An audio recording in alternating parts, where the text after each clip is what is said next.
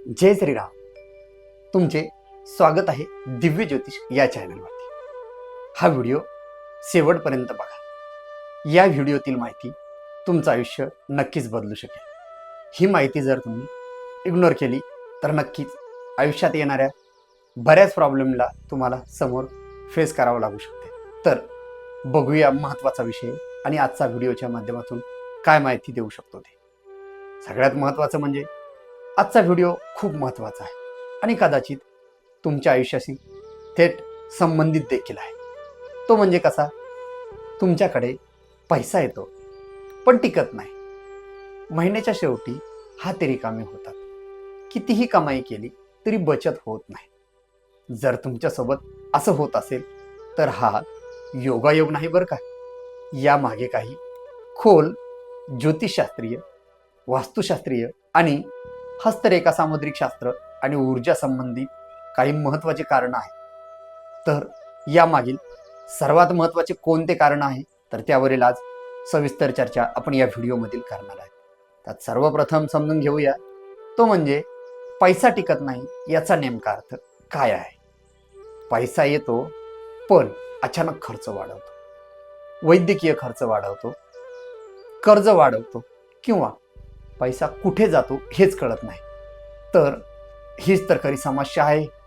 तर आता पाहूया या मागची ज्योतिषशास्त्रीय महत्त्वाची कारण कोणती आहे.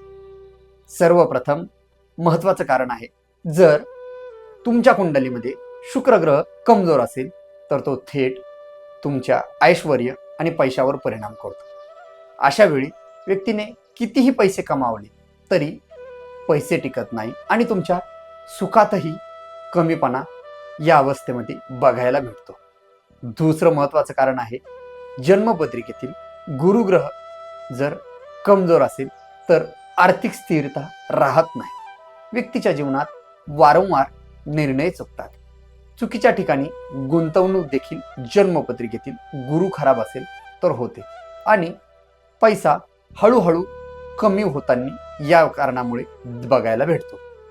तिसरं महत्त्वाचं कारण आहे, जन्मपत्रिकेतील राहू आणि केतू ग्रह. हे ग्रह अचानक बदल घडवणारे आहेत.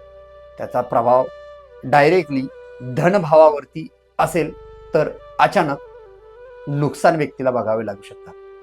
वारंवार फसवणुकीच्या घटना व्यक्तीसोबत घडतात. अनपेक्षित खर्च देखील या काळामध्ये वाढतो. अशा गोष्टी वारंवार जन्मपत्रिकेतील राहू केतू खराब असेल तर घडतो.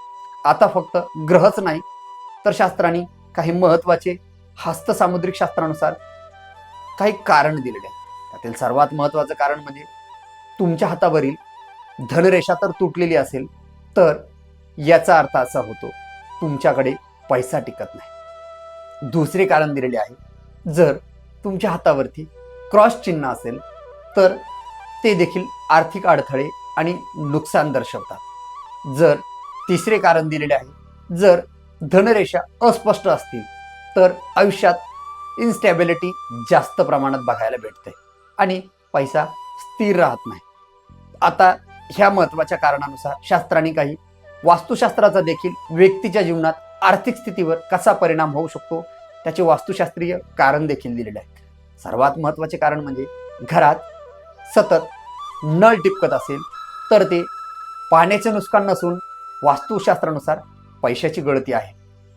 दुसरं महत्त्वाचं कारण दिलेले आहे, जर घराची तिजोरी चुकीच्या दिशेला असेल तर पैसा टिकत नाही असे नाही तर खर्च देखील वाढवतो.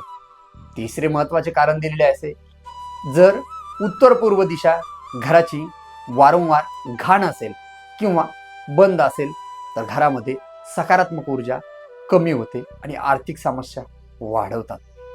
तर आता या सर्व गोष्टींवरती खूप जास्त नकारात्मक प्रभाव कसा आणि काय होतो आपण वरही बघितलेले आहे.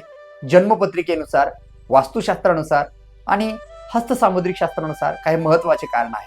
तर या सर्व महत्त्वाच्या गोष्टींचे नकारात्मक प्रभाव व्यक्तीच्या जीवनात कशा कशा पद्धतीचे बघायला भेटतात त्यावरती आपण एक चर्चा करणार आहोत.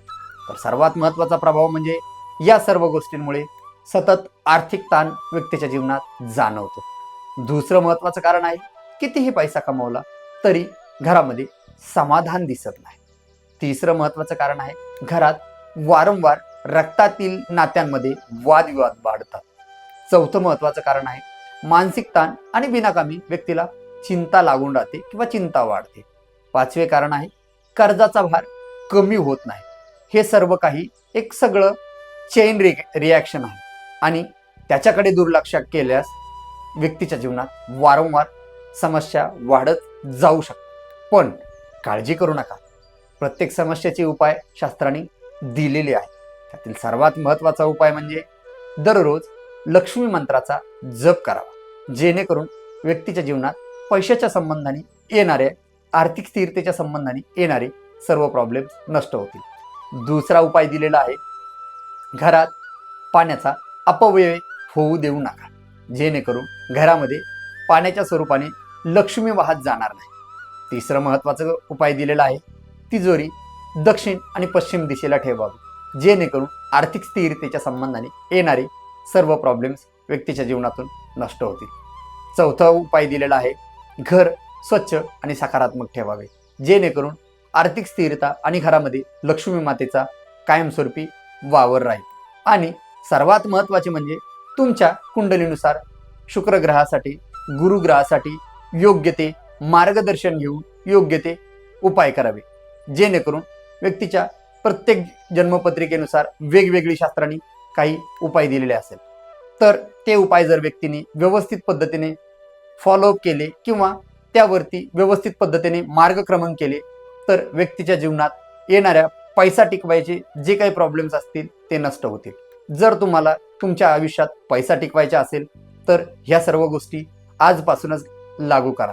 जर तुम्हाला हा व्हिडिओ आवडला असेल तर लाईक करा, शेअर करा आणि कमेंट करायला विसरू नका. आणि दिव्य ज्योतिष या चॅनलला सबस्क्राईब करायला विसरू नका. आजच्यासाठी एवढेच. भेटूया उद्या नवीन माहितीवर आणि नवीन व्हिडिओसाठी. जय श्रीराम.